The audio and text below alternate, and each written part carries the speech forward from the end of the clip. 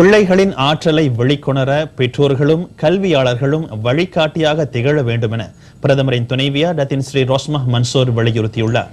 முறையான வழிகாட்டலை பெற்றிருக்கும் ஒவ்வொரு பிள்ளையும் பிரகாசமான எதிர்காலத்தை கொண்டிருப்பதாக டத்தின் ஸ்ரீ ரோஸ்மா மன்சூர் கூறினார்.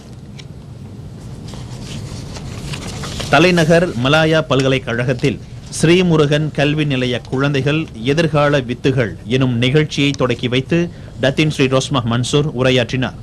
இந்திய மாணவர்களின் கல்வி வளர்ச்சியில் கடந்த 27 ஆண்டுகளாக பெரும் பங்காற்றி வரும் ஸ்ரீமுருகன் நிலையத்தை டத்தின் ஸ்ரீ ரோஸ்மா மன்சூர் பாராட்டினார். அந்நிலையத்தின் பணி தொடர வேண்டுமென்றார் அவர். சிறு வயதிலேயே பிள்ளைகளிடையே புதைந்து கிடக்கும் ஆற்றலை மேம்படுத்துவதற்கான நடவடிக்கைகள் எடுக்கப்பட வேண்டும். பிள்ளைகளின் எதிர்கால ஆசை என்ன என்பதை கண்டறிந்து அதற்கேற்றவாறு வழிகாட்டினால் எதிர்காலத்தில் பல துறைகளில் அவர்களும் வெற்றி நடை போட முடியும் என டத்தின் ஸ்ரீ ரோஸ்மா மன்சூர் குறிப்பிட்டார். இந்நிகழ்ச்சியில் ஸ்ரீமுருகன் நிலைய மாணவர்களும் அவர்களது பெற்றோர்களும் கலந்து கொண்டனர்.